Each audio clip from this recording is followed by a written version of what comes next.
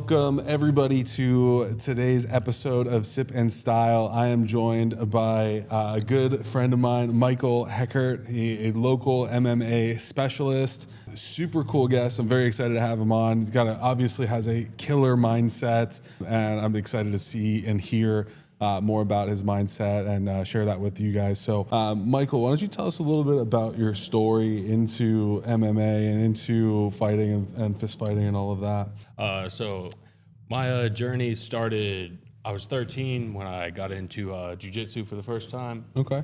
And really it just started because I was kind of bullied in school. Yeah. So I just wanted to find a way to kind of stick up for myself and also lose weight at the same time. Yeah. I saw this dude at the YMCA. I thought they were wrestling. I went over, asked if I could just join in. Yeah. He definitely didn't think I was serious. Kind of just beat me up for a little bit, but eventually finally took me to his gym, met all the guys, and then since then it's pretty much just been a daily thing for me. Nice. Hell yeah. Yeah. So it started from being bullied and, having that, wanting to overcome that and, not be bullied in life. But I mean, talk me through, like, what sort of martial arts are you into now? You started with jiu-jitsu, and like, what sort of martial arts do you like to practice nowadays, and why? So lately I've been super into Muay Thai. Okay. I really like striking. I started with jiu-jitsu. I've always had good kicks. Yeah. But I relied on my kicks just a little too much in MMA. So I really needed to get confidence in my hands because I've got great boxing, great hands. I just never used them. Yeah. And so I figured the best way was to sign up for Bare Knuckle Fighting Championships. It's all boxing, so no kicks, no jiu-jitsu, but it forced me to use my hands. So lately, the striking has been a big part of my game. Hopefully get back on the mat soon, get my black belt. I just got my brown belt. But I went to Thailand for 3 months, trained out there. Oh, yeah. Fought for Karate Combat in Bangkok. Yeah. And pretty much Muay Thai and boxing has been the majority of my training lately. That's sick. I feel like as in MMA, you have to have a killer mindset. Talk me through your mindset when you step into the ring, especially in like bare knuckle situations. I mean, that's got to be somewhat intimidating to a degree. Talk me through your mindset and like what goes through your head before a fight and after a fight and during a fight. So before the fight is definitely the biggest mental kind of battle. Just preparing yourself and making sure you have the confidence. So when you step in there, you're prepared, ready to throw hands. Hopefully not get hit too much, but it still takes a lot of mental work just to be able to deal with getting hit like that, especially with no gloves on. Yeah. And maintaining your composure and being able to get through the whole fight. But yeah, with bare knuckle, it's definitely the most intense and most, like when they say that flip switches, bare knuckle really flipped that switch for me. Yeah. So just going under the ropes, right whenever they announce your name, you walk out. And then right when the ref lifts those rings up, to let you in under it, and you look down, and there's just blood literally all over the floor. It just kind of like hits that like tribal instinct inside of us, and I've never felt anything like it. Yeah. I went back and did some glove boxing after that, and it kind of just feels like sparring at this point compared to bare knuckle. So a lot of mental work, but the best thing I can do for my mindset is prepare. So if I'm doing my conditioning, I'm doing my running, my diet's on point, I'm getting my sparring in, as long as I'm doing all the work, then my mental's usually on point. So. Yeah. Is there any special training specifically to being able to take those hits and being able to, or are you specifically trying to avoid as much as possible? Like, are there any specific things you're doing to prepare yourself for that type of beating? Definitely try to avoid as many shots as you possibly can. But we do a lot of like reaction drills. Yeah. So getting hit in a certain spot and then just having an automatic combination we fire off right off rip. That way it'll transfer over in the fight. So we feel like get touched this side of our face. We already know what we're going to throw. Yep. And then we do it so much it just becomes like natural. So. Yeah. I have something like that. And I mean, in sales, like in the sales world, I mean, I primarily work in the sales space. So like when when somebody hits me with an objection, like I'm constantly having to just be ready for that. Because if you're not ready, I always say I always actually liken it to jujitsu, because if like some of the best jujitsu martial artists, they have a trained response to, he does this, I do that. He does this, I do that. I get hit here. In your case, I do this. And you have a trained response to everything. It's the same in sales. Like I have a trained response to, if I hear this, I say that. If I hear this, I say this. I ask this. I'm always verbally fighting in that way and trying to figure out how I can get the sale and close the deal. So that's an interesting comparison I noticed. And talk to me about the difference. What's your favorite style of martial arts that you like to kind of practice the most? My favorite that I like to practice would definitely be jiu-jitsu. Jiu-jitsu? Just because I feel like that's just what I started with. Yeah. And it's just like, it's kind of like riding a bike to me. No matter how long I would stay off the mats, I can pretty much hop in and everything's still like clockwork. So, Who'd you train under? Professor Heckert. So, Professor Heckert? Yeah. Okay. Yeah, check him out. Jiu-jitsu, I think he actually just moved over to Carlson Gracie. Okay. But yeah, he's located in Pinellas Park. Okay. Great instructor. He's been like a brother to me since I moved here. Yeah. We actually moved to St. Pete on the same day. Yeah. Showed up to the same gym. Yeah. And of course he was a black belt. I was just getting started at that point, but he's treated me like family ever since I met him. So. Yeah. How many years have you specifically? I mean, how old are you? How many years have you trained in jiu-jitsu? I turned 31 today. So 17, 18 years? Yeah, about 18 years. I've been doing jiu-jitsu. That's crazy. Yeah, it's definitely a lifelong commitment. Like I've talked to, I've worked with a couple guys that are in the space. One of my trainers, he's been in it. He's been doing it for 20 plus years, and he just got his black belt. And it's like it's a lifelong commitment to get to those levels. So, I mean, that mindset alone. I mean, talk to me about that. Like your mindset to just stay in it. You just love it so much, or is it like a daily grind sometimes? The discipline to continue to do that. I know Jocko talks about it a lot. Sometimes you just got to do what sucks, and just do it. Yeah. I like to just say embrace the suck. Yeah. So sometimes, I mean, there's multiple days in the week where I don't want to get up and go do the hard work, do the training, but it's just part of my life at this point. There's no, I don't really do things based off feeling. I just kind of know what I need to do today. Yeah. And I just kind of go through the routine. But yeah, if it's a day where I don't train, I just don't really feel like normal throughout the day. I pretty much have to get some kind of training in. Yeah. Just to get my day started, get some good energy, and I think everybody should try to do something hard during their day at some point. Yeah. What's your mindset around like training and getting prepared for a big fight? Like, and like what's that training regimen really look like? Like how much are you working out per day? How often? Like get into the nitty gritty there. So pretty much when I'm in camp, starts usually about 8 to 12 weeks out, we'll start camp. I'm pretty much training year round. I work at the UFC gym, so I'm a coach there. So coaching classes, coaching clients, no matter what.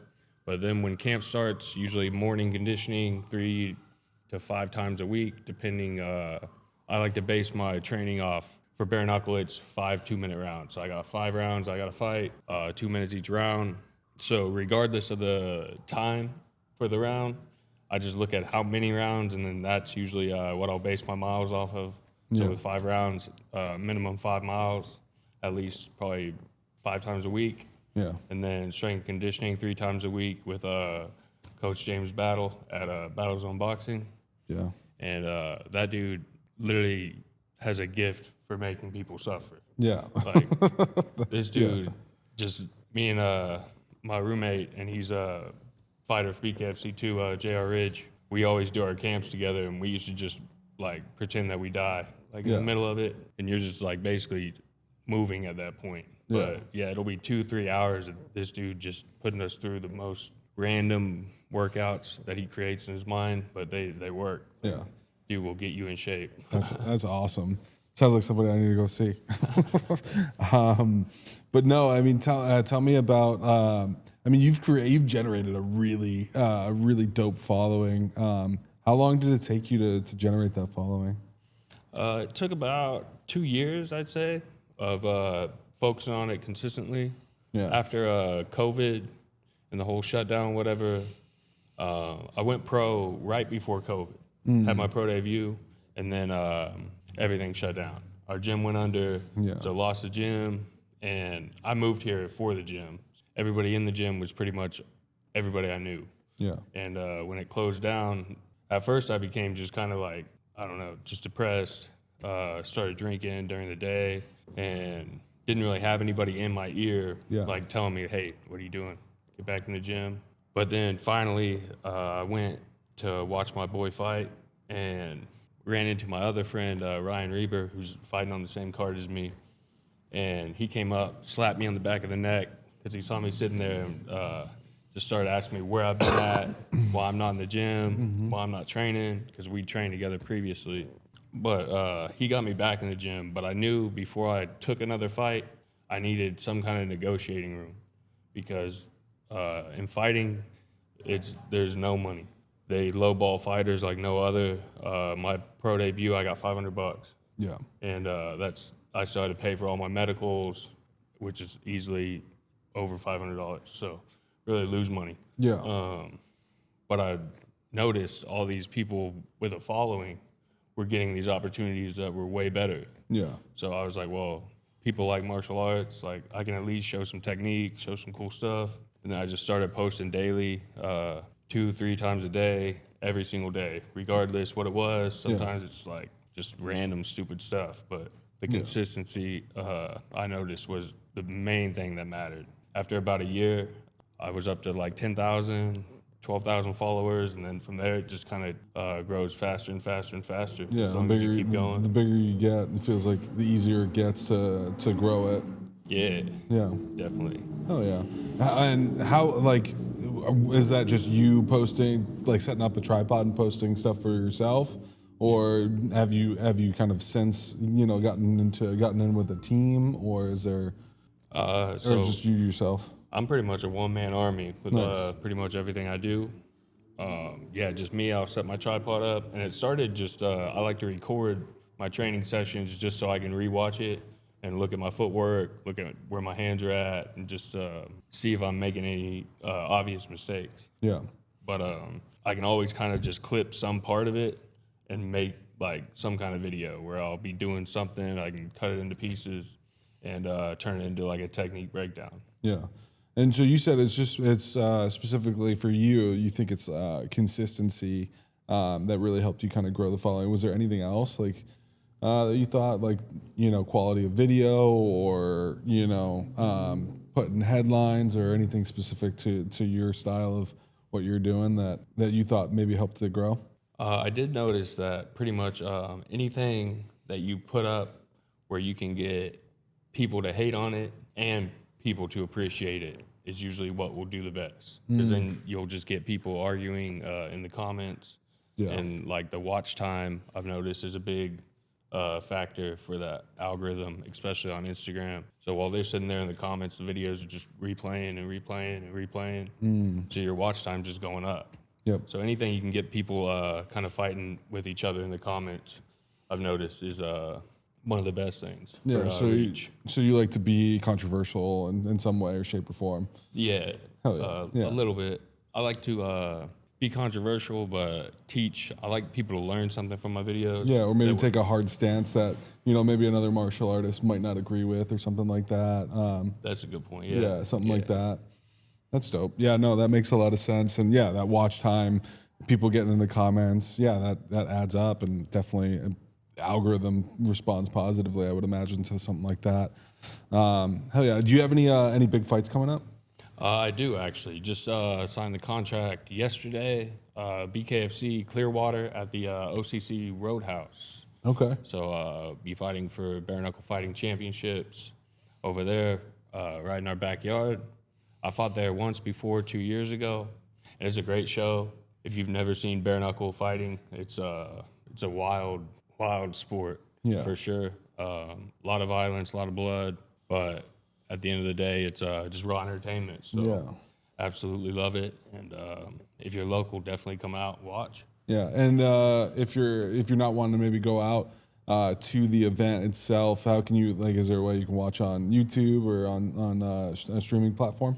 So BKFC is streamed usually on YouTube. They'll put the prelims for free, and then it's always streamed on DAZN and the BKFC app as well. Nice, hell yeah. Is there anything else that I didn't ask you that I should have that you can think of that you were A personal brand.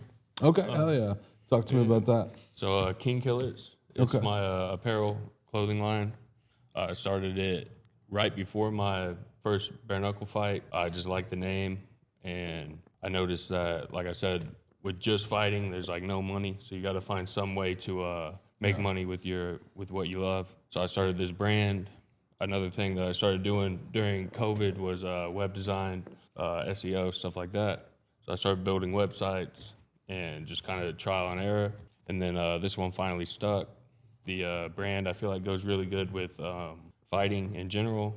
So it's pretty much just a combat sports brand, shorts, rash guards, T-shirts, that kind of stuff. But it's just a good way to kind of stay motivated and stay entertained with all the training and whatnot, because I can go home after a hard training session, kind of create some new clothing, new apparel, new designs, launch them out there, get people excited, and then also I love to just wear it all the time and wear it at the fights. So. Oh yeah, rep your own brand. I love that.